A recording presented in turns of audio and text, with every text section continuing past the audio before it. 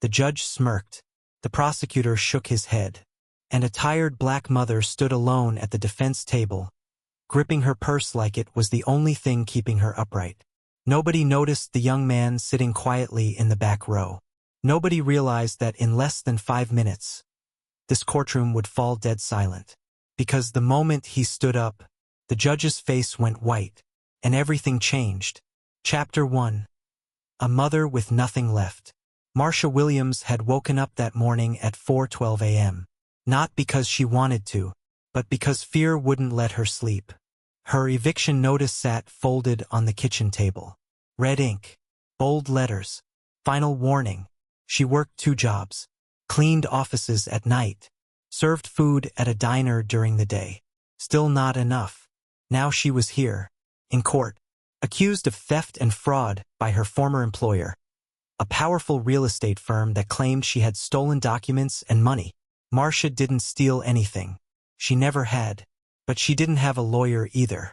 Just a public defender who looked exhausted before the case even started. And a judge who clearly didn't want to be there. Judge Harold Whitmore, known for his sharp tongue and zero patience. Chapter 2. The mockery begins. Judge Whitmore peered over his glasses and sighed loudly.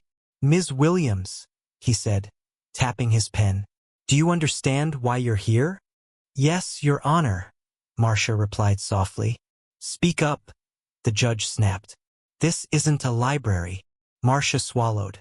"Yes, Your Honor." The judge leaned back in his chair. "Let me guess," he said, smirking. "Single mother. Financial trouble. A little temptation." Laughter rippled through the courtroom. Marcia's face burned. "I didn't steal anything," she said. "I was set up." The prosecutor laughed. "A cleaning lady set up a real estate firm?" More laughter. The judge raised an eyebrow. "Ms. Williams," he said slowly. "People like you always say that." That sentence hit like a slap. Chapter 3. The Silent Son. In the back row sat a young man in a plain gray suit. No badge visible. No expression on his face. His name was Daniel Williams, and he had been silent for a reason. Daniel watched the judge mock his mother. Watched the prosecutor twist facts. Watched strangers laugh. His jaw tightened. But he didn't move. Not yet. Chapter 4. Evidence that makes no sense. The prosecutor presented his case. Bank transfers. Security footage. Emails allegedly sent from Marcia's account. The judge nodded along. "Looks pretty clear to me," he muttered. Marcia's public defender stood. "Your Honor, we haven't verified the authenticity of." The judge cut him off. "Counselor, unless you have something groundbreaking, don't waste the court's time." Marcia whispered, "Please, I didn't do this." The judge rolled his eyes. Chapter 5. The Humiliation. Judge Whitmore leaned forward. "Ms. Williams, do you expect this court to believe a multimillion-dollar company framed you?" Marcia nodded, tears forming. "Yes." The judge laughed. "Next you'll tell me the FBI is involved." The courtroom erupted in laughter. That's when it happened. A chair scraped against the floor. Chapter 6. He stands up. Daniel stood. Slowly. Calmly. Every head turned. The judge frowned. "Sit down. This doesn't concern you." Daniel didn't sit. "Actually," he said clearly, "it does." The courtroom froze. The judge glared. "Young man, identify yourself." Daniel reached into his jacket and pulled out a badge. Gold. Official. "Special Agent Daniel Williams," he said. "Federal Bureau of Investigation." Silence. The laughter vanished. Chapter 7. The Shockwave.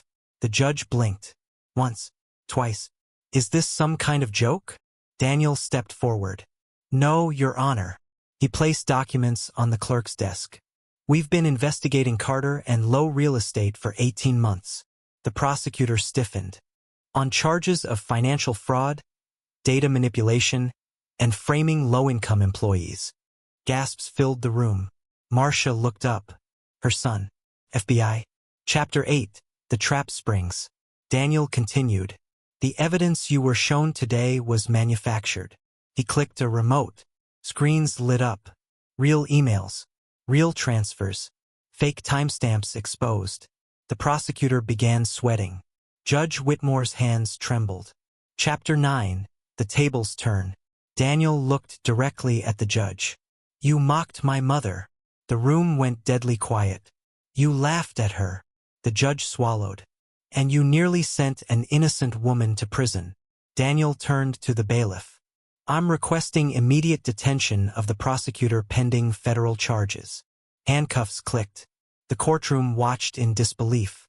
Chapter 10. The apology that came too late. Judge Whitmore stood. Ms. Williams.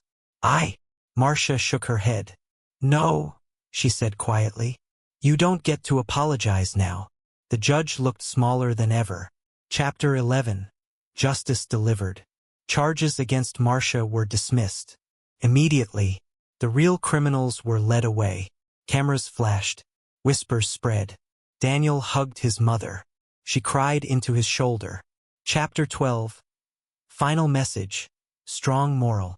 Never judge someone by their clothes. Never mistake silence for weakness. And never assume power belongs only to those who look important. Because sometimes, the quiet man in the back of the room is the one holding the truth. End. Call to action. If the story moved you like the video, subscribe for more real-life courtroom stories. And comment below. Backhand index pointing right. Have you ever been judged unfairly? Because justice has a way of standing up when you least expect it.